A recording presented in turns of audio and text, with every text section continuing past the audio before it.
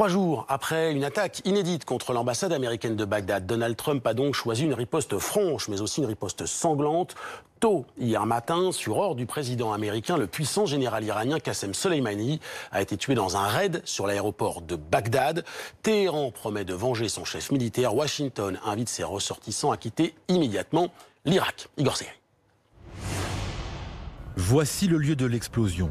Là où le puissant général iranien Qassem Soleimani est mort brûlé tôt ce matin dans une frappe américaine à l'âge de 62 ans. Soleimani quittait l'aéroport de Bagdad dans un convoi de véhicules à bord duquel son premier lieutenant a également été tué. Dans la foulée du raid aérien, le Pentagone annonce que l'ordre de tuer Soleimani est de Trump lui-même. Décision prise sans doute après la tentative d'assaut de l'ambassade américaine mardi à Bagdad par des miliciens pro-Iran. Que Donald Trump et ses conseillers ont peut-être cru revivre ce qui s'était passé en 1979 en Iran lorsque l'ambassade américaine avait été prise d'assaut. Et donc c'est peut-être ce qui explique cette décision très risquée prise par Donald Trump de tuer celui qui incarne donc la toute-puissance iranienne hors de ses frontières et la capacité de nuisance aussi de l'Iran.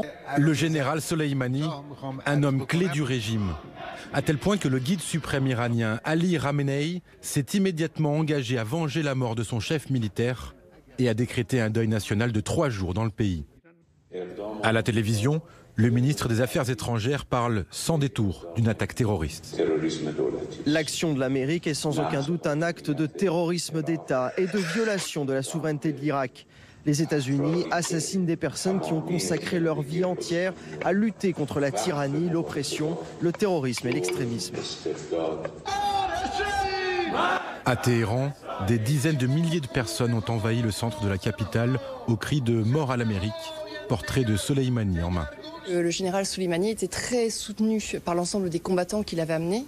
Donc toutes les milices chiites, qu'elles soient en Irak, qu'elles soient au Liban ou qu'elles soient en Syrie, tout le monde va vouloir effectivement défier les Américains. Est-ce que derrière il y aura une escalade de la violence?